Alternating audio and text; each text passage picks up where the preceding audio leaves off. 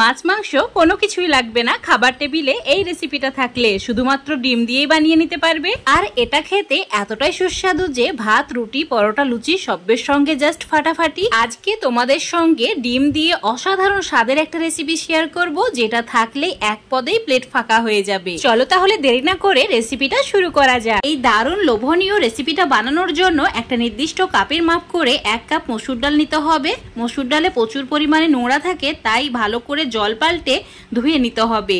3-4 বার জল পাল্টে ধুয়ে নিয়েছি। এবার এই মসুর ডালটা একটা কড়াইয়ের মধ্যে নিয়ে নিতে হবে। এবার এর মধ্যে একটা বড় সাইজের পেঁয়াজকে স্লাইস করে কেটে নিয়ে অ্যাড করতে হবে। তার সঙ্গে ছোট সাইজের 4টি কাঁচা লঙ্কা গোটায় অ্যাড করতে হবে। তারপর দিতে হবে 1/2 চামচ লঙ্কা গুঁড়ো, 1/2 চামচের কম হলুদ গুঁড়ো, জিরে গুঁড়ো 1/2 চামচ, ধনে গুঁড়ো 1/2 চামচ, স্বাদ মতো একটু নুন অ্যাড করে দেবে।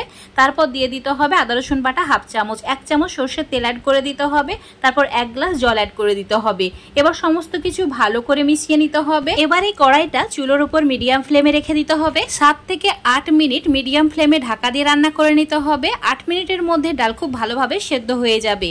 এই কাজটি কিন্তু তোমাদের প্রেসার কুকারে করলে হবে না, এইভাবে কড়াইয়ে বা কোনো পাত্রে করে নিতে হবে, তাহলে একদম ডালটা পারফেক্ট ভাবে কুক হয়ে যাবে। এবার ঢাকা দিয়ে কড়াইটাকে চুলো থেকে নামিয়ে রেখে দিচ্ছি। এবার ডিমগুলোকে ভেজে নিতে হবে। তো এখানে আমার প্রয়োজন বুঝে 5-6টি ডিম নিয়েছি, তোমরা নিজেদের প্রয়োজন বুঝে কম বেশি নিতে পারো। এখন চুলোর উপর একটা তড়কা প্যান নিয়েছি, দিয়েছি 1 চামচ তেল। তেলের মধ্যে নুন আর হলুদ অ্যাড করে দিতে হবে। তেল ভালো করে গরম করে নিতে হবে। তারপর ডিমটা অ্যাড করে একদম উল্টে পাল্টে লালচে করে ভেজে নিতে হবে। তোমরা এই ডিম ভাজিটা যে কোনো কড়াই বা ফ্রাই প্যানে করতে পারো। এইভাবে তড়কা প্যানে করলে ডিমের সাইজটা একই রকম হয় আর দেখতেও ভালো লাগে।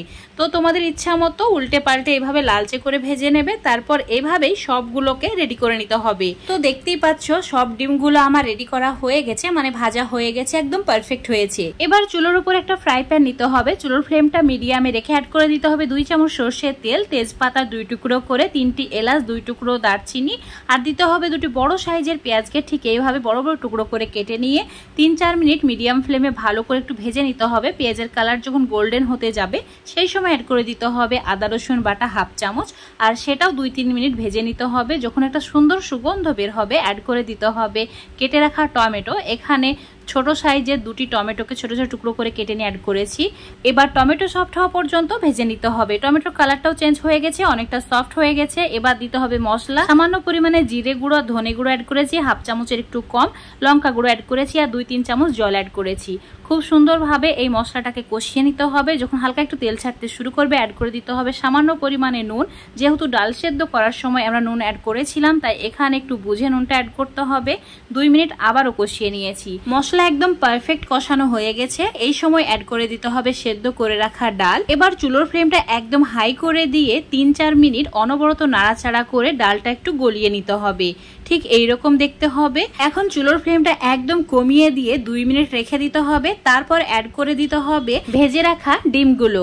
আর ডিমগুলো ঠিক এইভাবেই অ্যাড করবে, বেশি নাড়াচাড়া করা যাবে না ডিমগুলো অ্যাড করার পর। তো উপর থেকে অল্প পরিমাণে ধনেপাতা কুচি আর তার সঙ্গে 3-4টি কাঁচা লঙ্কা 2 ফালি করে কেটে নিয়ে অ্যাড করে দেবে। এবার ঢাকা দিয়ে লো ফ্লেমে 3 থেকে 4 মিনিট মতো রান্না করে নিতে হবে। তারপর চুলোটাকে অফ করে 5 মিনিট এভাবেই রেখে দিতে হবে। এখন তোমাদের চুলোটাকে অফ করে 5 মিনিট পর দেখাচ্ছি।